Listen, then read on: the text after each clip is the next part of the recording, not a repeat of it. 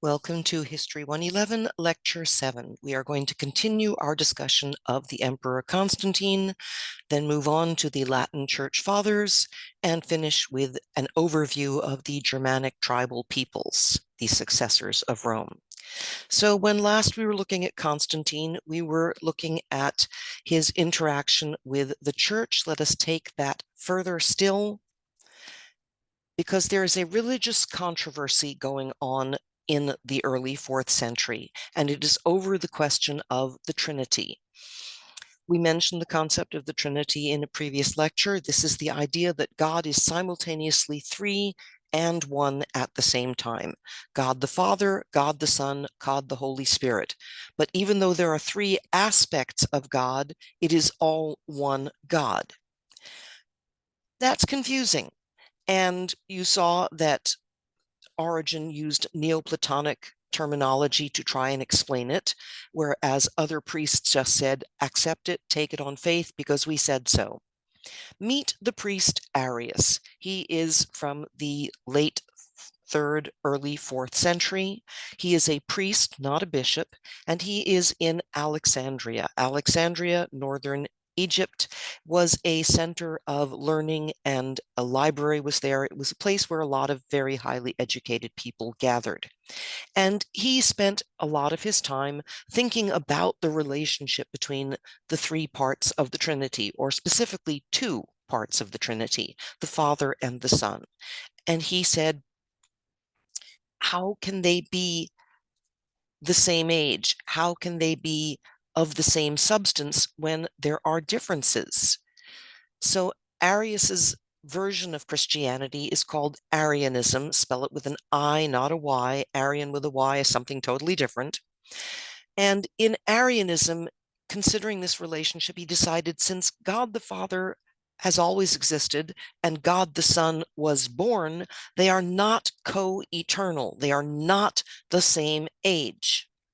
Since God the Father does not take physical form and God the Son was born into a human body and is somehow both divine and human, they are not the same substance.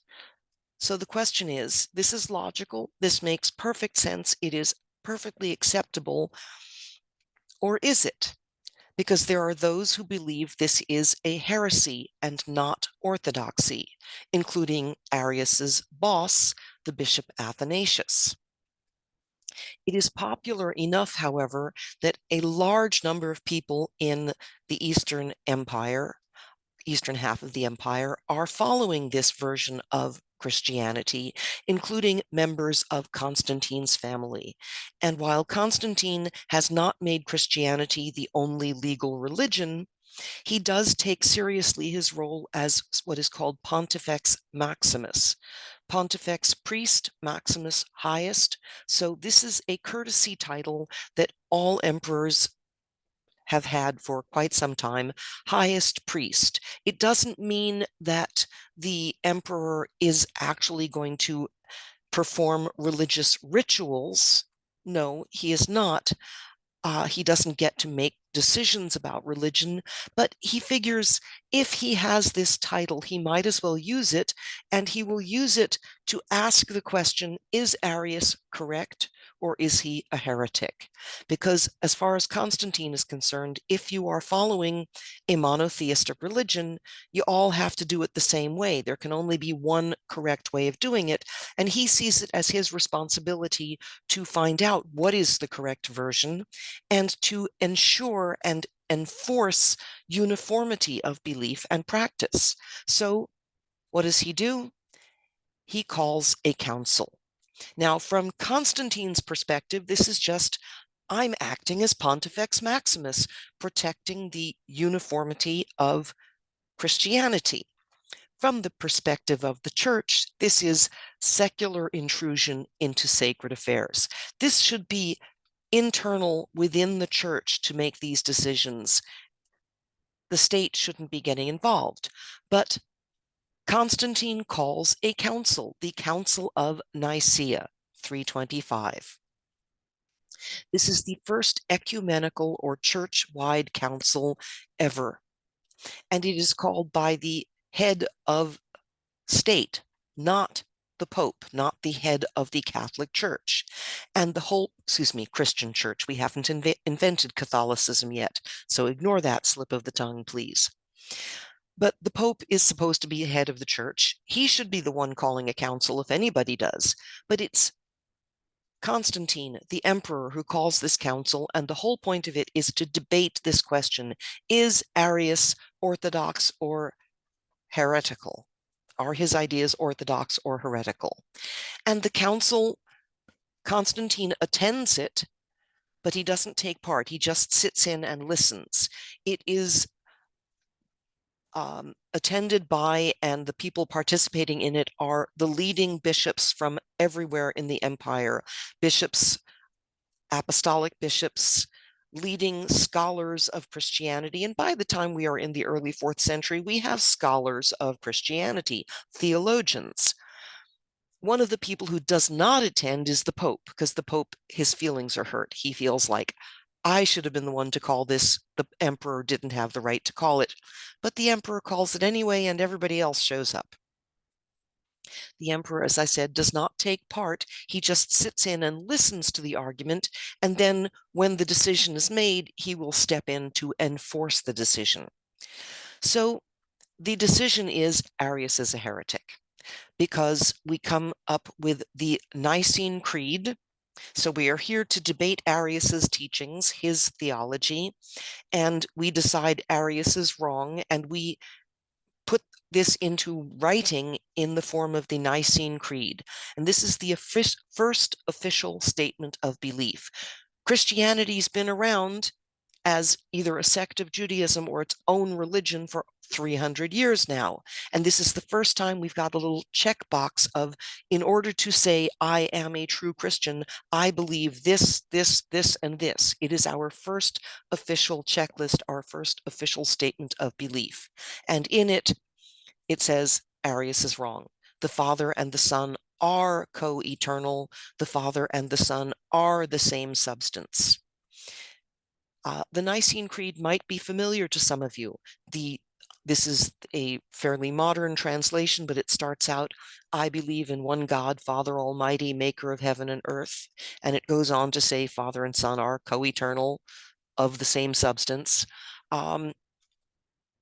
Lest you write on an exam that it is important because we still use it today, it's the other way around. We still use it, or it is still in use today in the Catholic and Episcopal churches because it is important. This is the first official statement, and it says the Father, God made the heavens and the earth, and that God the Father and God the Son are same age, same substance.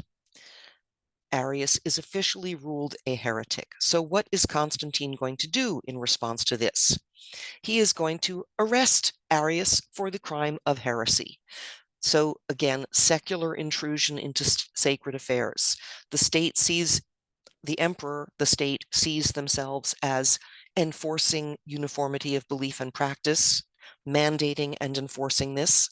And the church sees it as, wait a minute, you're stepping on our toes, we should be doing this. On the other hand, the church is also grateful for the support. So Arius is arrested. Heresy is now officially a crime. It's not just something that the church says is wrong. In the preceding centuries, before Christianity had any political power, you could say, you're a heretic, you're wrong. But there's no punishment for it except ostracization by the community. Now, the state, the secular authority, arrests criminals, heretics, and punishes them. And the punishment is exile, being kicked out of the empire. Outside of the empire, there are people who are not necessarily civilized. So this is a serious punishment, to the point where Arius spends a few years outside of the empire and says, I don't like it, I want to come home. So he writes to Constantine and says, please, sir, may I come home? I recant my belief. To recant is to take back. I no longer believe what I used to believe. I'm now going to be a good Orthodox Christian and follow the Nicene Creed. Please, sir, may I come home? Constantine believes him and says, yes, you may return from exile. You are forgiven. But It doesn't end there, because while Constantine permits Arius to return, Arius's old boss, Bishop Athanasius, that's what the BP stands for, bishop, he doesn't believe Arius is telling the truth. He thinks Arius is still an Arian heretic. And so not only does he refuse to give Arius his old job back, he refuses to administer the sacrament of the Eucharist. Now, we haven't used this word sacrament before, but a sacrament is a holy religious ritual, and in this case, it is the ritual of the sharing of the bread and wine. We will be defining sacrament in a few more centuries. It's not even officially defined by the church, although they are starting to use the term. So the Eucharist is a sacrament. It is the bread and wine, and it is celebrated during Mass, during the religious ceremony. And Arius attends church, and Athanasius refuses to give him the bread and the wine. He says, I think you're still a heretic. I don't think you have truly recanted your beliefs. Constantine is not having this. Constantine orders Bishop Athanasius administer the sacrament of the Eucharist. Athanasius is now caught between a rock and a hard place. Does he follow what the secular authority, the emperor, has decreed and give the sacrament to Arius? Or does Athanasius do what he believes God wants him to do and punish Arius for being a heretic by denying him the bread and the wine? Long story short, Athanasius goes with God, not with the emperor, and gets arrested for his trouble. Constantine orders the arrest of Athanasius for the crime of disobeying the emperor. Now, don't worry about Athanasius. He's going to be just fine, because he will not be tried in a regular secular criminal court.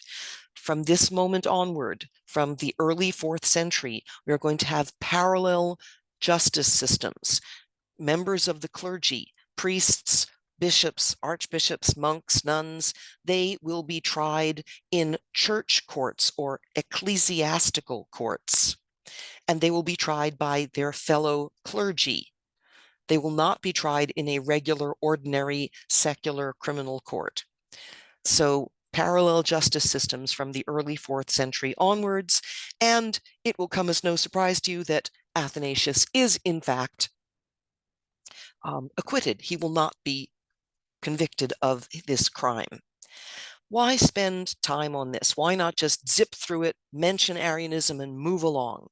Because this is the first real conflict where the state is stepping in and stepping on the toes of the church, trying to intervene, and in the eyes of the emperor, he's doing the church a favor, because if we all want to be on the same page when Jesus comes back, we need to all be doing the same things and believing the same things. So he sees it as his responsibility he's not going to enforce uniformity of practice on the polytheists, because each polytheist cult does something slightly different.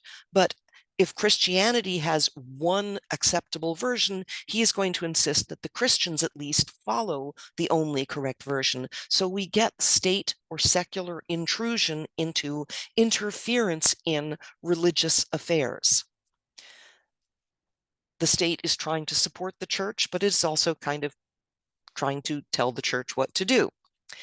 The other important thing, because this is more than just a pissing contest between the emperor and a bishop, is this issue of the state trying to order the bishop how to do his job when that's not the state's job, and the fact that when the bishop is arrested, we are now creating this parallel justice system that will continue through the end of the semester. Priests accused of religious crimes, priests accused of ordinary crimes will be tried by fellow church members, fellow clergy, not an ordinary court. Okay, now changing topics somewhat, looking at the Latin or Western Church Fathers. In your reading, you see that in the 4th century and 5th century, there are a series of saints who develop the teaching and beliefs of the church further than they had been originally. You have a group of Eastern or Greek fathers and Western or Latin fathers. I want to look at three of the key Latin fathers: Saint Jerome, Saint Ambrose, and Saint Augustine. I'm giving you their approximate dates. Jerome, approximately 347 to 420. Ambrose, approximately 340 to 397. Augustine, we have exact dates, 354 to 430. Why am I giving you their dates? Because I want you to notice all three of them are born into a world where Christianity is legal throughout the empire, East and West. They are all born after the Edict of Milan. And they all die in a world where Christianity is the only legal religion in the empire, because it is in 392, 393 that Emperor Theodosius passes the Theodosian decrees, closing the polytheistic temples and outlawing polytheism. So they are born into a world where Christianity is legal, but so is polytheism, and they all die in a world where only Christianity is legal. So that said, let us do a deep dive, or at least a partial dive, into each individual Western Church father. Saint Jerome, born and raised a Christian, no Jewish heritage. I don't remember what generation Christian he is, but his family's been Christian for a couple of generations now, but they are of originally polytheist heritage. Saint Jerome is highly educated, and he's traveled around the empire for a bit. And he's troubled, though, because he finds himself dreaming about naked dancing girls. And he is a believer in asceticism, denying yourself physical pleasures, living with the minimum necessary covering and nutrition and housing. So the ascetic tradition that we were talking about last time. He believes in this, and yet he's having a hard time actually following through on it. He goes out into the desert and he exposes himself to sun and sand and unpleasant weather in order to focus on spiritual things and punish his physical body for being distracted by thoughts of naked dancing girls. And it doesn't work. He dreams about them at night. He goes so far as to practice a form of mortification of the flesh. Rather than whipping himself or wearing a hair shirt, he rolls naked in a briar patch. A briar patch has thorns. Naked men have dangly bits that get punctured by those thorns. It hurts. And it still doesn't stop him from having visions of naked dancing girls. He still dreams about them. And then he has an idea, an epiphany, if you will, an awakening. He realizes rather than physically punishing himself, he should simply focus his intellect. He's still doing the dualist spirit and mind versus physical. But now, rather than punishing the physical, he's just going to ignore it and put all of his energy into not just prayer and spiritual things, but using his massive intellect in service of his faith. And he does this by translating the Bible into Latin. This is the Vulgate, or Biblia Vulgata. Up until this point, late 4th, early 5th century, the Gospels have been circulating, and they've been some of them are in Latin, some of them are in Greek, some of them are in Hebrew, some of them are in Aramaic. Paul's letters are in a mixture. So the quote unquote New Testament, the Christian Bible, is in a variety of languages. Not everybody can read all of these languages. So he translates all of it into Latin. One uniform official translation, and this becomes the official church seal of approval version of the Bible for the next millennium and change. Now, between you, me, and the wall, I've had to translate the Vulgate as a part of one of my Latin classes. 5th century Latin is not the classical Latin of Horace and Cicero, it's pretty bad Latin. His grammar is bad. His sentence structure is bad. It's not a very good translation. It's poorly done. But it becomes the official version of the Bible, the accepted version that is to be used by everybody. Now, if you're thinking there are going to be variations because everything is still done by hand, we don't have printers, we don't have photocopiers, you are right, but they're all working from this same Vulgate version. And while there will be differences in copies because of copy mistakes, it's still this one translation so that anybody who can read Latin can read the Bible. Now, not everybody in Western Europe can read Latin. As we move towards the fall of Rome, the level of literacy is going to decrease, and it will soon be the case that it's mostly the clergy who are literate, but at least the clergy have Latin as a shared language. And so anyone who can read Latin can read the Vulgate. He gives us uniformity of the holy book. And that will, as I said, be the official version until the Reformation. Then we have St. Ambrose. St. Ambrose was not originally planning to be a priest. Jerome always wanted to be a priest. Ambrose wanted to be a government official. He wanted to work for the state, a nice, safe government job. So he was not planning to be a member of the clergy. And he gets his desire. He becomes the appointed governor of the area around Milan, northern Italian region. He is the appointed governor there. And as the appointed governor, it's his job to enforce law and order. And he discovers that there's a problem in the area around the city of Milan, because there are an awful lot of Arian heretics living there. Didn't we outlaw Arianism decades earlier? Yes, we did, but it didn't go away. You can outlaw an idea, a belief system, but that doesn't mean it's going to go away. So Arianism is very popular around Milan. And when the Bishop of Milan dies in around 370 or thereabouts, there are riots in the streets of the city of Milan, because there are two parties. There are those people who want to have an Orthodox bishop appointed as the Bishop of Milan, and there are a whole bunch of Arians who say, no, we want an Arian Bishop of Milan. And they are quite literally rioting in the streets. There is violence, mob violence taking place in the streets of Milan. As the appointed governor, it is Ambrose's responsibility as a secular authority to put down the riots and enforce peace.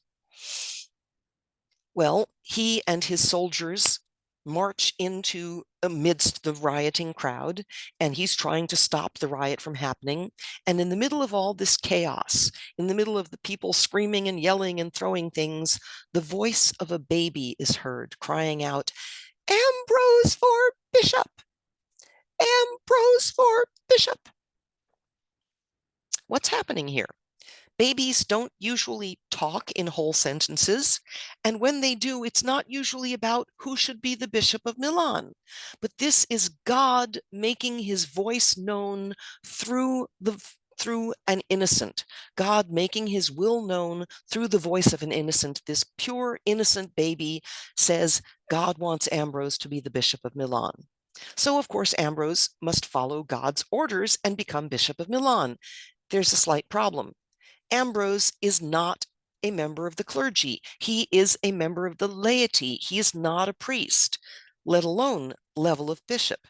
But if this is what God wants, this is what Ambrose is going to do. So he fast tracks it. He studies really hard, gets ordained as a priest. This will eventually be one of the sacraments, ordination. It is a ritual that you go through in order to go from being a member of the laity to being a member of the clergy, a priest. And then after studying some more, he is raised from the level of priest to the level of bishop. To the outsider, this looks like, to the modern skeptic, this looks like, aha, secular intrusion in sacred affairs. The state is going to meddle in the church. Turns out it's the opposite, because Ambrose, though he never plans to be a priest, let alone a bishop, now that he's a bishop, he is going to protect the church from secular interference. And he considers it his responsibility to give advice and indeed orders to the secular authorities. Of course, he's a supporter of orthodoxy, so one of the first things he does is he makes sure that all of the Arians are shut out of the church and arrested by the state for being Arian heretics. But then, over the next 20 years, he gets into an interesting correspondence and relationship with the Emperor Theodosius. You will meet Theodosius at greater length next time. But for the moment, Theodosius rules from the late, from the 379 to 395, I believe. So Theodosius, as emperor, in 390, has occasion to put down an uprising in the city of Thessalonica. Now, there's nothing religious about this. It just happens to be an uprising in a city of people rebelling against their lawful ruler, the emperor. Theodosius puts down the rebellion in Thessalonica by massacring pretty much everybody. He doesn't just kill the rebels, he kills pretty much everybody, a few thousand people. And then he goes from Thessalonica to Milan to visit Ambrose, Bishop of Milan. And Ambrose says to him, "The commandments say thou shalt not kill.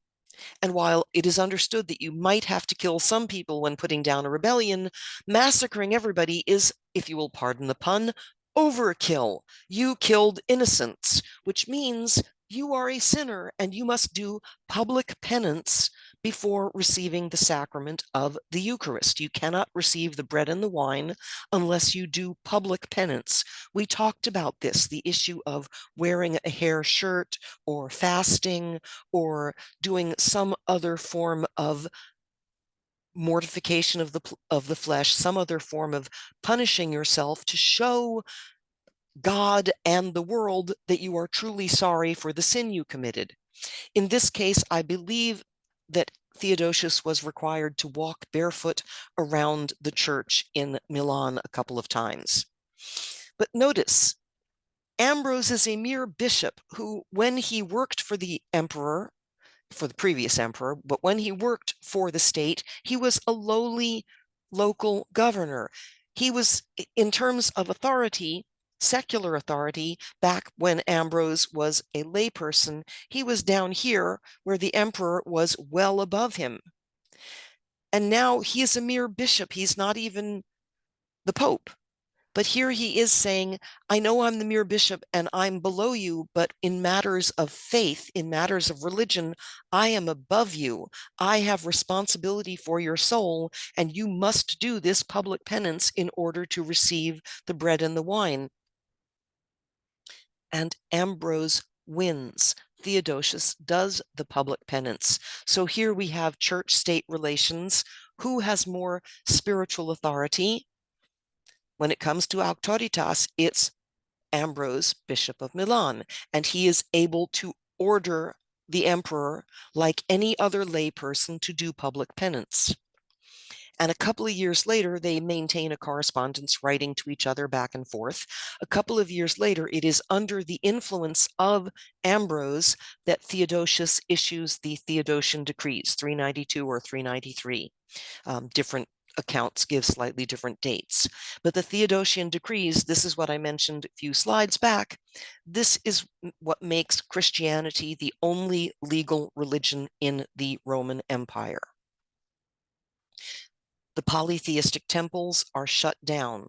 The schools of philosophy are shut down. Jews are still allowed to exist, but as second-class citizens with a lot fewer rights. But polytheists are basically told, practice in secret, or better yet, convert to Christianity. Christianity gets a legal monopoly on religion in the empire, thanks to the Emperor Theodosius, under the influence of Saint Ambrose. Last and most confusing of our Western Church Fathers is Saint Augustine. St. Augustine is actually born and raised a polytheist, a pagan. Mommy is Christian, daddy is a pagan. And Augustine, he is very well traveled. He has studied and traveled, visited Athens, Alexandria, Jerusalem, Milan. He's originally from North Africa, though. He's from the city of Hippo in North Africa. And raised a polytheist. Mommy wants him to convert, but he doesn't. He's not interested in converting. He's interested in being a young scholar, traveling around, studying under different teachers, and doing the things that young men do when they have the money and the time to do it.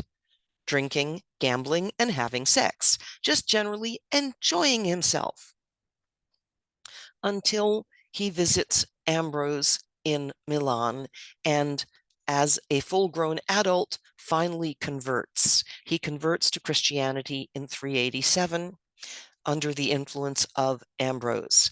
And at this point, he also has a conversion experience, and the conversion experience generally leads you to believe that what you are now is good, and what you used to be, everything you used to do, everything you used to believe is wrong. And so this colors his attitude towards his own life and his attitude towards Christian doctrine. By 395, he becomes the bishop of the city of Hippo. So he not only converts to Christianity, but he becomes a priest and gets raised to the level of bishop of Hippo. And it is in this position as bishop of Hippo that he is exposed to, amongst other things, the Vandal invasions of North Africa. But he also writes. He writes a lot. And we're not going to go into everything he wrote, and we're going to basically do a fairly superficial treatment of two of his writings, but they are kind of important. He wrote a book called Confessions. This is basically his autobiography, but it's a spiritual autobiography. Now, I should point out that autobiography, telling the story of your own life, was a very popular genre in the ancient world.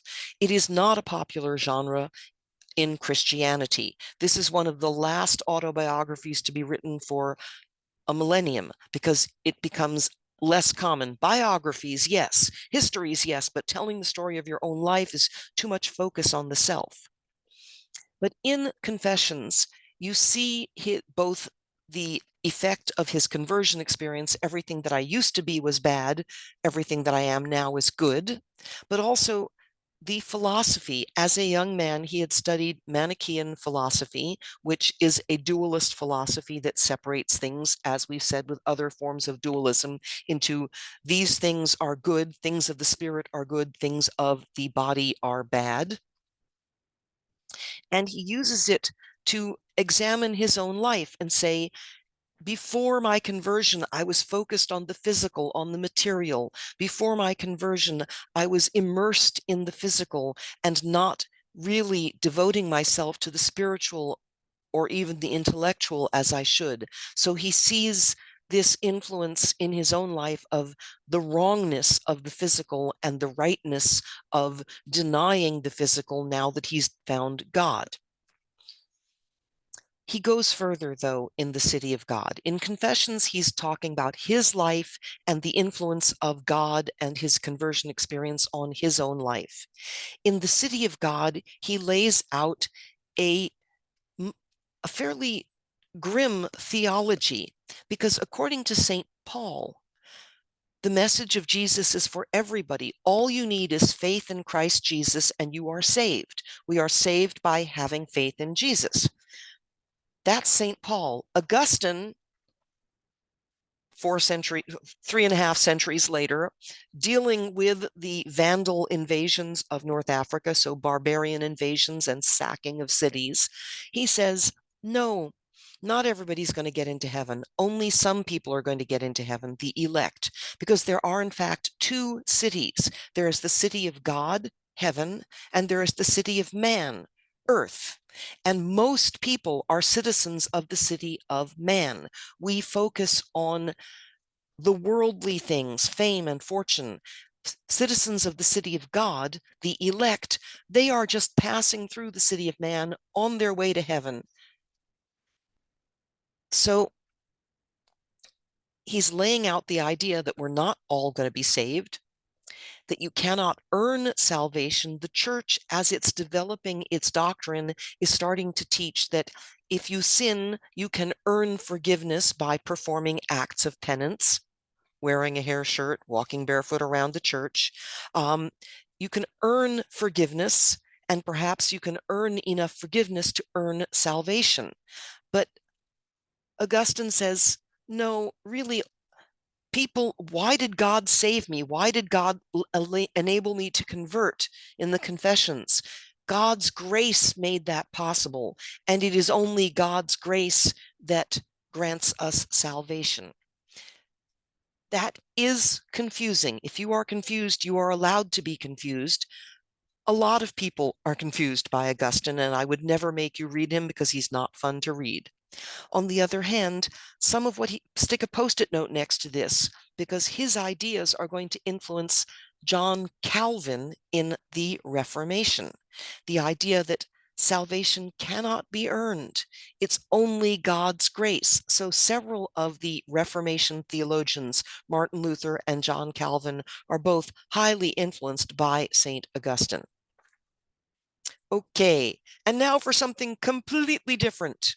Rome is about to fall, and there are going to be three successors to the Roman Empire. In the West, there will be the Germanic kingdoms, and because the only surviving apostolic diocese in the West is going to be the Diocese of Rome, the church is going to play a huge role in the development of these brand new Germanic kingdoms in the West. Literacy is going to fall to new lows, and it will really be relying on the church to write documents, copy documents, write peace treaties, wills, all of the documentation that we're going to need, we're going to be relying on the church to do to fill the administrative roles which had previously been filled in the Roman Empire by equestrians and patricians. So that's the western half of the empire. The eastern half of the empire is going to continue as the Eastern Roman Empire until the 7th century, when it becomes the Byzantine Empire. And it will survive from the 7th century to the 15th century, shrinking all the time, but it will be the Byzantine Empire, Greek-speaking, in the East, starting in the 7th century. And then, starting in the 7th century as well, we have the Islamic world, which will take over the Middle East, Persia, eventually North Africa, and Spain as well. And they'll take over much of the Mediterranean, control over the Mediterranean Ocean, Sea rather. Before we deal with the Byzantine Empire and the Islamic world, because those are 7th century, let's look at the Germanic kingdoms in the West, the barbarians. Rather than looking at specific Germanic kingdoms this week, we are going to look at a general overview. From the 1st through the 5th centuries, 1st century BCE through the 5th century CE, we have multiple interactions between the Germanic tribal peoples and the Roman Empire. The Romans conquer territory from them. And then after the Romans have conquered territory, we have border conflicts, skirmishes along the Danube River. Romans going into Germanic tribal territory, Germanic tribes going into Roman territory. So border conflicts, fighting. And when they're not fighting, they're trading. They buy and sell from each other. There is a commercial relationship. And because of that, there is a certain amount of Romanization going on, because the Germanic tribes see Roman civilization, and the Romans encourage them to copy the Romans. Look, our togas are nicer than your fur outfits. That's a silly example, but it's intentionally silly. Romanization. The Romans encourage the use of the Latin language among the Germanic tribes. The Romans encourage the use of Roman coins among the Germanic tribes. So we're spreading Roman culture to non-Roman peoples. And then there is a point there in the 2nd and 3rd centuries especially, but also into the 4th and 5th centuries, where the Romans will hire entire Germanic tribes to help defend the Roman Empire. These are called federati. So they're not hiring individual Germanic soldiers, they're not hiring mercenary soldiers, but they are hiring an entire tribe, men, women, and children, to help defend the Roman Empire against not Romans, but other tribes. That's a contractual relationship between the individual Germanic tribes and the Roman state. This holds steady until things start to change. In the 4th century, there are a series of migrations or invasions. The Germanic peoples are moving into and through Roman territory for various reasons. And that is when they start to push the Romans out or take over and rule over a mixed Roman and Germanic population in places like Gaul, Italy, Hispania, and Britannia. By the 5th century, we have the developing Germanic kingdoms. By the year 500, the Roman Empire in the West has fallen, and there are individual developing kingdoms in Italy, Gaul, Hispania, Britannia. These are Germanic kingdoms which are developing, replacing Rome. So in order to understand how these develop and what aspects of Roman culture they adopt, it is helpful to do a side-by-side comparison about the Germanic tribal peoples and the Romans. Where do we get our information about the Germanic tribal peoples? First and foremost, most of the Germanic tribes are not literate. It's not just they're not literate, they are pre-literate. They don't have a writing system. And so we don't have records left by the Germanic tribes. Our earliest source of information about the Germanic tribes is a book called Germania by the Roman author Tacitus. This is from the late 1st century. Now, please note, on an exam, if you see the word Germania on an exam or a quiz, do not say that that Germania means the Germanic tribal peoples. No, it is the source. It is a book. Germania is the title of a book, and it is a book written in Latin by a Roman author for a Roman audience, explaining about who the Germanic tribes are and what they believe in and how they relate to each other. It tells us basically about Germanic family values, Germanic practices. Now, we can't entirely trust it because Tacitus has an agenda. As far as he's concerned, the Romans have left behind Roman family values, Roman values.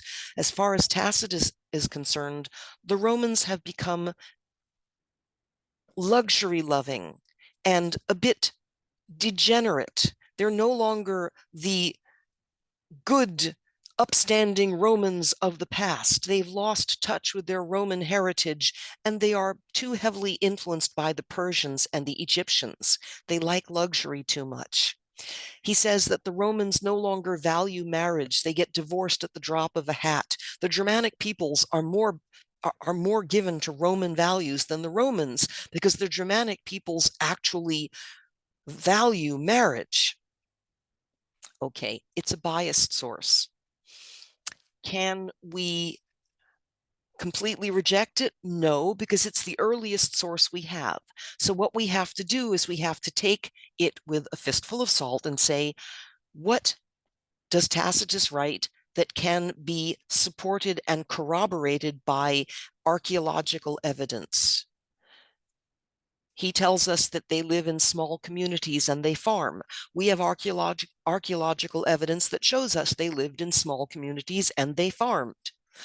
He tells us that they were not nomadic, that they were settled. We have archaeological evidence that supports that as well. We have later written accounts when the Germanic peoples get a writing system and write down their laws and their beliefs. It's later source, but a lot of it does support what Tacitus wrote.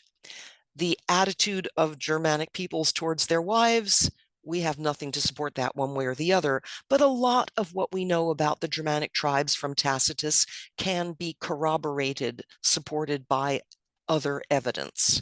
With that in mind, let's do a side-by-side comparison of the Germanic tribes with the Romans. Politically, Rome is one unified state. There is the Roman Empire. The Germanic tribes are different tribes. There is no one Germanic state. There are different tribes. The Roman state has a single emperor who rules over the entire empire and works with multiple legislative bodies.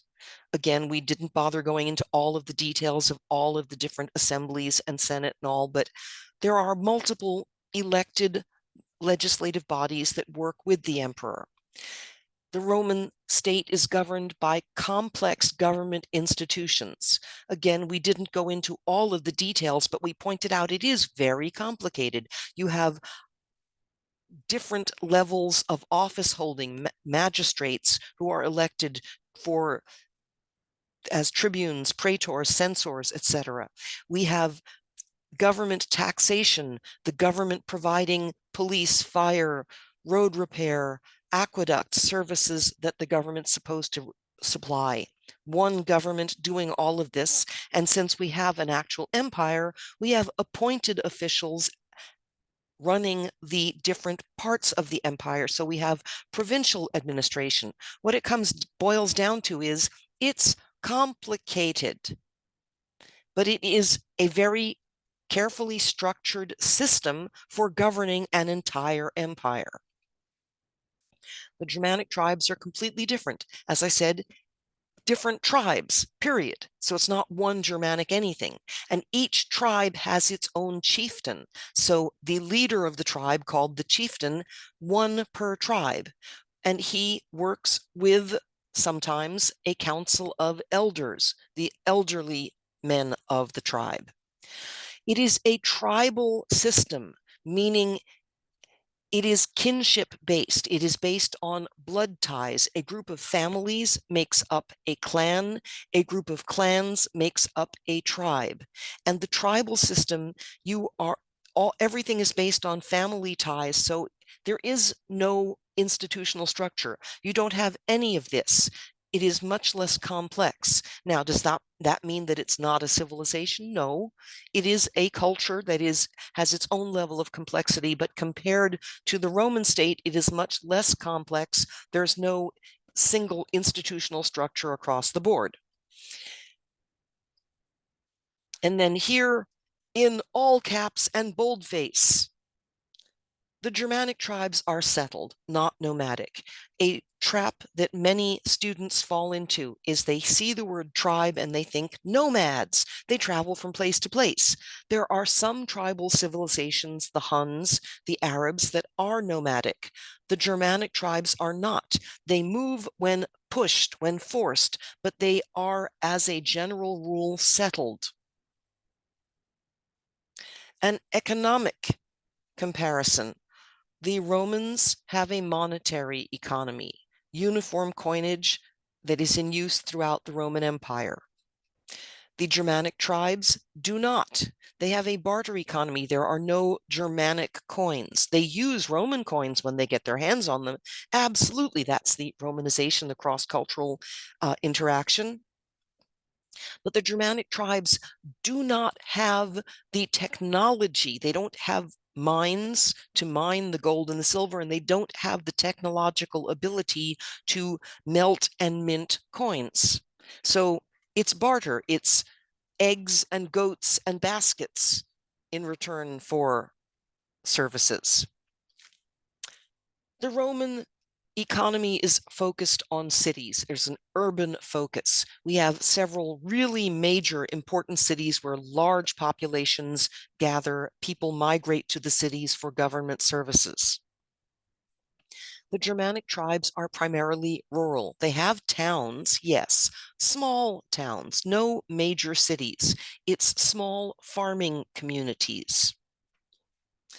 The Roman economy is a mixture of commercial and agricultural or agrarian, both local trade and long distance trade. There is farming, but not within the cities. There's a heavy reliance, as we said repeatedly, on imported food, imported grain. The Germanic tribes have no long distance trade, really. They are primarily agricultural or agrarian, their economies. So they farm. There is some local trade, absolutely. If one tribe makes better baskets than another tribe, they will trade eggs for baskets, that kind of thing. They will trade with the Romans, but it's local trade. There is no established long distance market, no Silk Road trade. If they get exposed to that, it's through the Romans. The Romans conquer an empire. So this is the overlap of economy and military. The Romans conquer an empire mostly because they need the food. Germanic tribes do not conquer an empire. The tribes do engage in a culture of raiding. War bands, groups of soldiers under one leader will go on raids to attack neighboring tribes, neighboring communities, if they need something that the neighboring community has that they don't have. But they don't go in and defeat and conquer and take over their neighbors. They just raid. Think of it as smash and grab. They go in, steal what they want, and leave. Social and military comparison. The Romans have a very complex social hierarchy based on birth. Legal categories, patricians, equestrians, and plebeians. And these are legal categories that you are born into. And you have specific rights and privileges based on your birth category. The Germanic tribes do not have these legal categories. There is a hierarchy because some people are more valuable than others, but it is based on what family you belong to, your kinship ties, and how useful you are to the tribe. We learn about this by looking at later written down Germanic law codes, because the law codes will tell us comparative value of individuals within the tribe. So we know that there is a hierarchy, but it's based on the family you belong to and how useful you are. Okay, military. Rome has one single army for the entire empire. Okay, yes, you'll now point out that, wait a minute, what about all the civil wars with the generals leading their own troops? Yeah, there's an awful lot of loyalty to your own general, but there is a single Roman army, the Roman legions, and it is both cavalry, that is horse soldiers, and infantry, foot soldiers. So they fight on foot and they fight on horse. You knew that because that's where the equestrians are. The Germanic tribes have war bands. They have these small groups of soldiers that will go on raids, but they don't have an army, they don't have a navy, and they don't have horse soldiers. They are infantry only when they go on their raids on neighboring communities. But it is the war band that gives us one other aspect of their social hierarchy, and that is the tie called comitatus. This is the relationship between the war band leader and the soldiers who are fighting for him. So the band leader and the soldiers. It's a contract, reciprocal. It goes both ways and it's honorable. So it's not, I serve you and I am at your mercy. It is the war band leader makes certain promises to his followers. He promises them that he will take them on successful raids that will result in successful booty. Booty, before it meant a part of the female anatomy, was the spoils of war, loot. You go on a raid to get goats and cows and women and baskets and whatever else it is that you need to get on the raid. And the spoils of war get divided amongst the members of the war band. So the war band leader promises, I'm going to plan and lead successful raids. And if you follow me, you will get the opportunity to earn fame and fortune. but you have to actually follow me and participate. It is a reciprocal, honorable contract that can be broken by either side. If the leader does not lead successful raids, his soldiers can say, I'm breaking the contract. I'm going to find a different band to join. If soldiers don't do their job, if they go on the raid and then they stand by and let everybody else do the fighting, they can be kicked out of the band. We're breaking the contract. You have to go find another group that will take you in. And I note here, for future reference, stick a post-it note. This is similar to, in the subsequent chapters, in feudalism, the relationship between a lord and his vassals.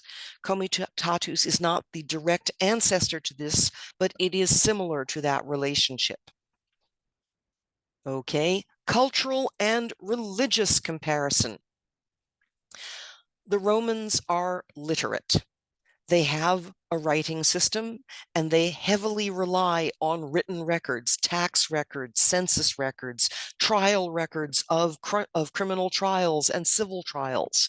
Not only do they rely on written records, but they've also got a very long history of literature, stories, philosophy, scholarship. They have a glorious history of literature. Your book talks about the golden age and the silver age of literature. They are a literate society, and while not everybody in the Roman Empire can read, an awful lot of them can. Most of them can. The patricians all can, the equestrians all can, and some of the plebeians can. Many of them, not all. Farmers don't generally, but anybody engaged in trade, commerce, can read and write. The Germanic tribes are not illiterate, they are pre-literate. They do not have a written language. That does not mean they don't have a tradition of stories and history, but it's purely oral tradition. They can recite poems that go on for days, dramatic recitation from memory of poems that tell the story of great battles that were fought and family histories. So there is a long literary tradition, but it is oral, not written. And they don't have written records of census or taxes or anything like that. They don't necessarily keep track of those things. All of this changes in the 4th century when Ulfilas, who is originally from one of the Germanic tribes, which one, don't know, don't care, but he is a Germanic person, tribal person who has spent some time in the Roman Empire and converted to Arian Christianity. So he is an Arian missionary, and he takes Arian Christianity to the Germanic tribes. And in so doing, he creates the first Germanic alphabet, the Gothic alphabet. He creates a writing system for the Germanic tribes.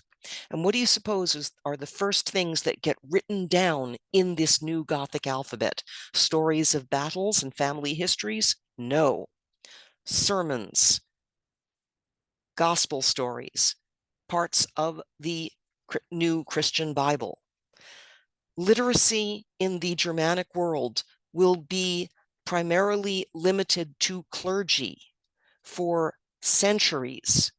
The Germanic tribes, even after they get an alphabet, most of them will not learn how to read and write for another 500 years. Most of the reading and writing and record keeping will be done by the clergy. That is why we said on an earlier slide that the Germanic kingdoms are heavily reliant on the church for government administration, for record keeping. And religiously, the Romans start out polytheist, never met a god they didn't like, but when they convert to Orthodox Christianity, and that is enforced by the Theodosian decrees. You are Orthodox Christian, or you are not allowed to exist. The Germanic tribes start out polytheist, a different set of gods. They've got their own gods. Mostly they are heavily nature-based gods. They're not exactly worshiping trees, but they are worshiping spirits that live in trees. And they are sacrificing to goddesses of streams, that kind of thing. But when they convert from their polytheism to Christianity, it is to Arian Christianity, not to Orthodox Christianity, which means this is setting the stage for a point of conflict between the Germanic peoples and the Romans, because the Germanic peoples followed the wrong type of Christianity according to the Romans, and according to the Germanic peoples, the Romans follow the wrong type of Christianity. Oops, hit the wrong pause. I wanted to pause recording for a moment. Sorry, had to pause the recording because I was looking at the number of slides I had left and I was thinking, how many more of these slides are the comparison? It's like, oh, right, the next couple are really important. Legal comparison of how the laws and legal practices, the justice systems function in the Roman world and in the Germanic tribal world. I am a specialist in legal history, especially criminal justice history. That is my field. I don't often get to indulge in it because I teach these survey courses. But the importance of criminal justice history is it tells us about the values of a people. What do they consider acceptable behavior, legal? What do they consider unacceptable behavior, behavior that is considered illegal? How are these laws enforced? Something that is considered illegal, unacceptable, but we're not enforcing the laws against it means it doesn't matter that much to us. So legal history, criminal justice history is really useful to give a window on the values and beliefs of a culture. So let's look at the Romans. They have a single uniform law code, one law code for the entire empire. And it goes back to the 12 tables. That is 5th century, I think, BCE. So we have, by the 5th century CE, a millennium worth of written laws, written trial records, and they start out with the 12 tables that are literally 12 rocks with laws carved into them, so they are publicly displayed so people know that you're not allowed to steal your neighbor's goat, that kind of thing.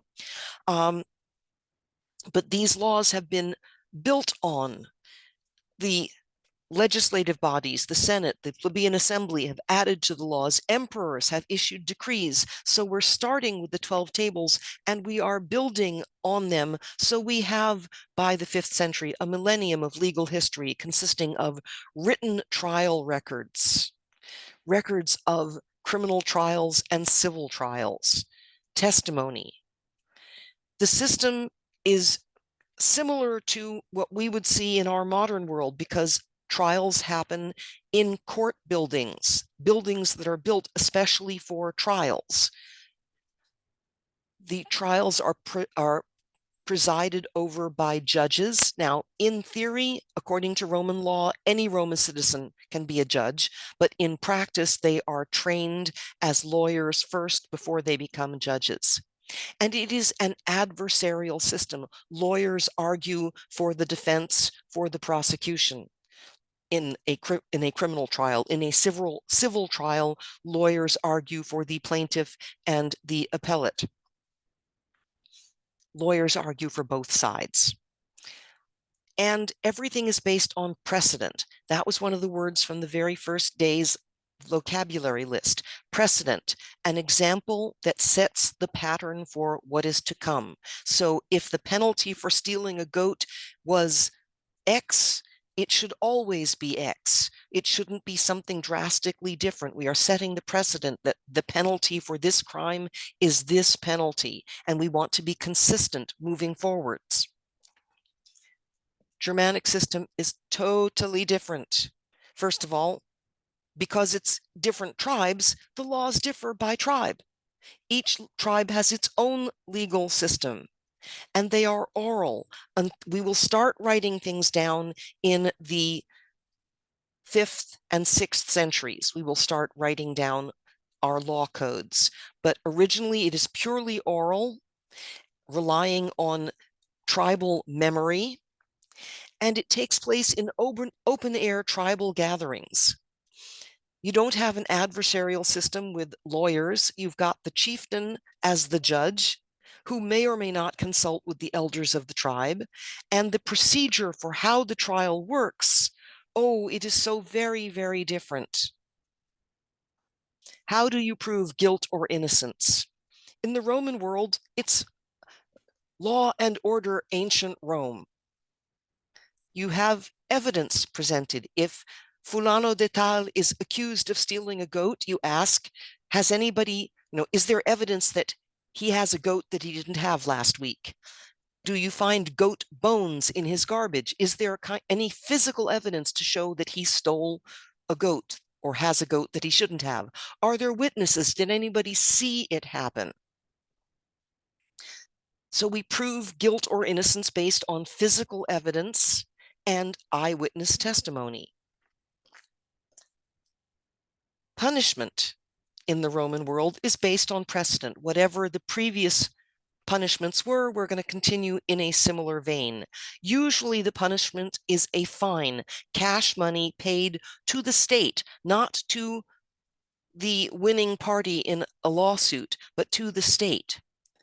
Sometimes, however, the penalty is exile or even execution. If the crime is serious enough, you can be kicked out of the empire or you can be killed, in which case your property, forfeiture of property, meaning the house, the chariots, the slaves you own become property of the state. So the state takes your possessions. But proof, evidence, and witnesses, punishment, fines, sometimes exile or death, loss of property. The Germanic system is very different. Proof of guilt or innocence, there are three forms: compurgation, trial by ordeal, and trial by combat. Let's start with compurgation because it's in many ways the weirdest of the three, because it involves swearing oaths. Now, that's not the same thing as presenting witness testimony. Basically, person A accuses person B of stealing a goat. I don't know, I'm on a goat kick this semester. So A accuses B of stealing a goat. Rather than having any witnesses, I saw him take the goat from their house. You have members of your kinship group swearing as to your honor, swearing as to your character. So the compurgation is more like a character witness. So it's not about the goat, it's about the character of the accused, the character of the accuser. And you win based on the number and status of the people swearing on your behalf. So if the accuser has 10 people who are all low-ranking minor fighters in one of the war bands swearing on their behalf, and the accused has only 5 people, but they are all very high-ranking war band leaders and elders and people from important families, even though there are fewer people swearing, the accused will win because of the status of the people swearing on their behalf. Now, lest you think that this means that you win if you've got friends in high places, let us not forget the issue of honor. According to honor, if you lie, if you were truly guilty and you won because you convinced people to swear on your behalf and you were lying and you are not as honorable as they said you were, the family will punish you. There will be internal punishment, not at the tribal level, but at the kinship level. Your immediate family will mete out punishment for damaging the honor of the family. Trial by ordeal. This is where the accused is put through an ordeal.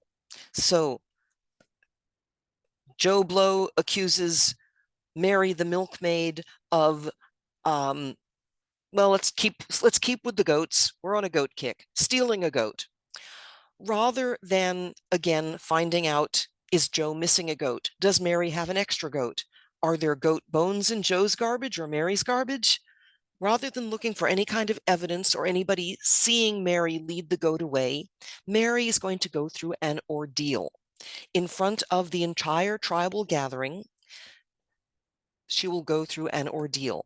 The ordeal varies from era to era and from tribe to tribe, but a common version of the ordeal involves hot rocks.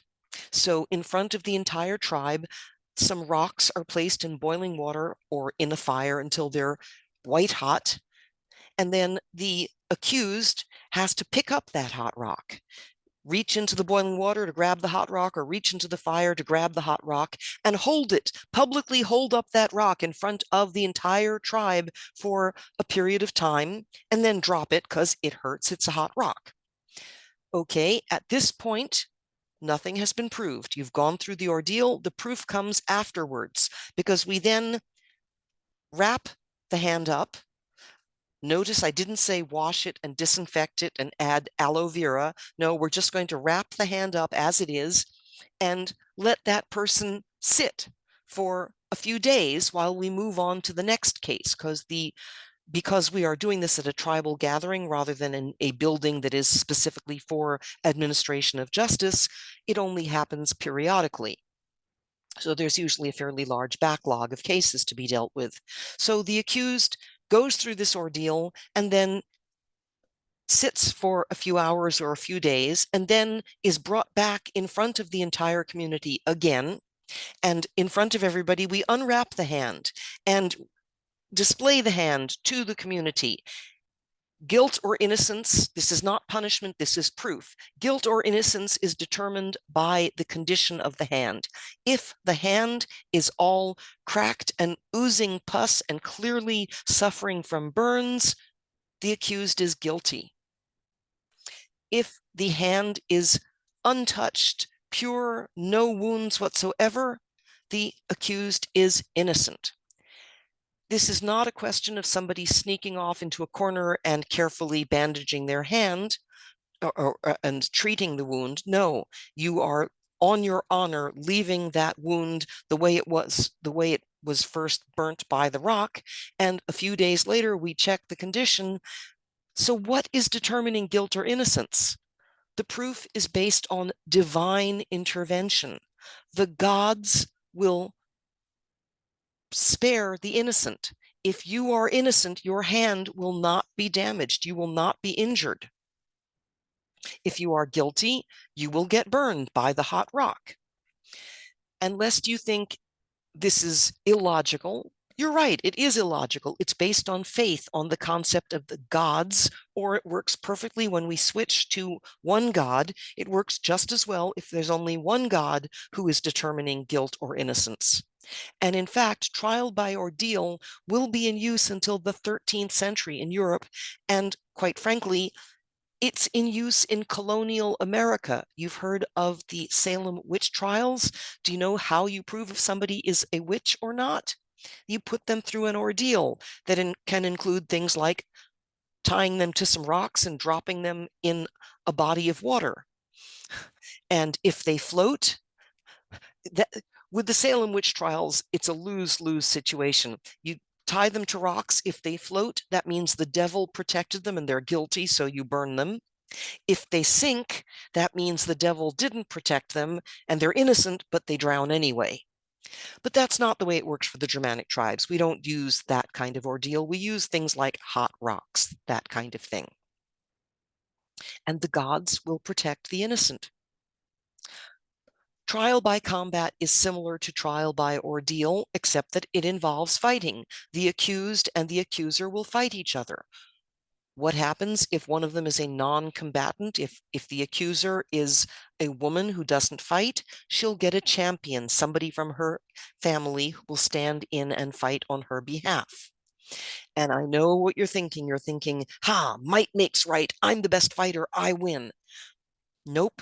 It is again divine intervention. You can have a trial by ordeal between the worst fighter in the tribe and the best fighter in the tribe.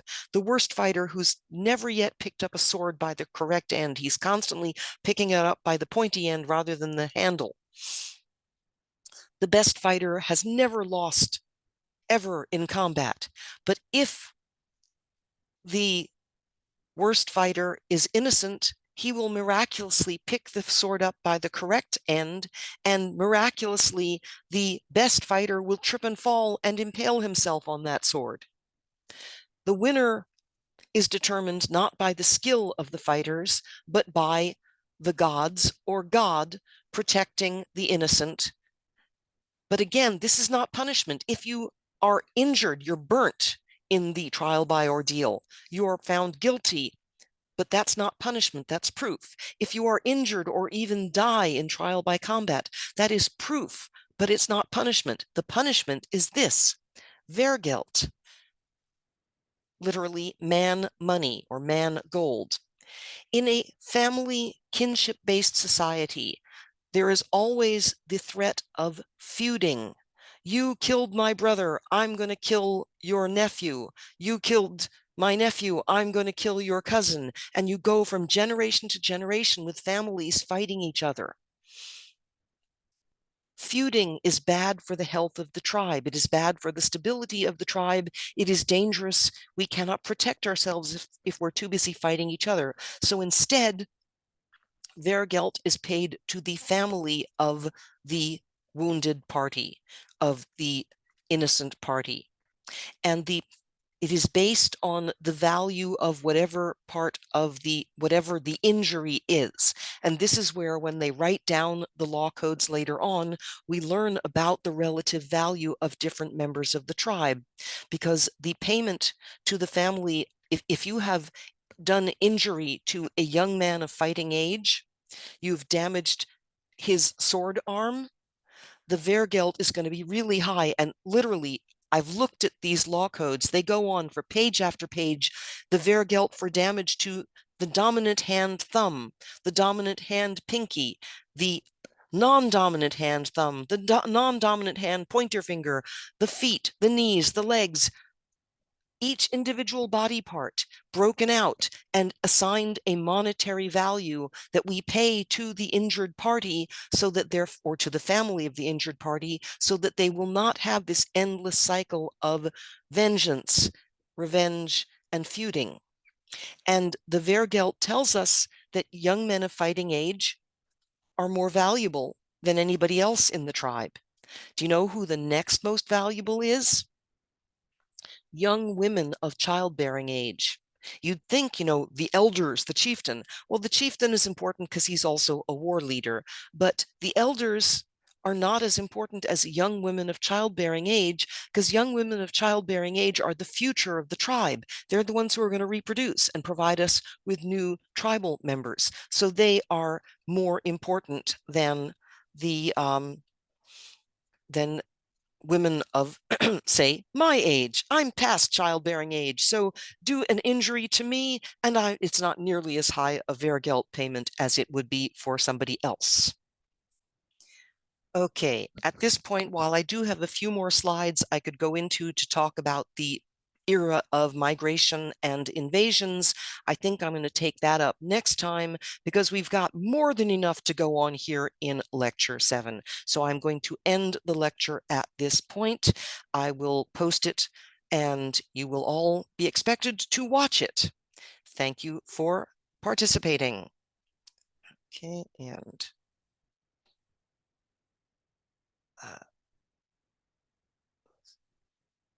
pardon me as I try and find the button to stop recording.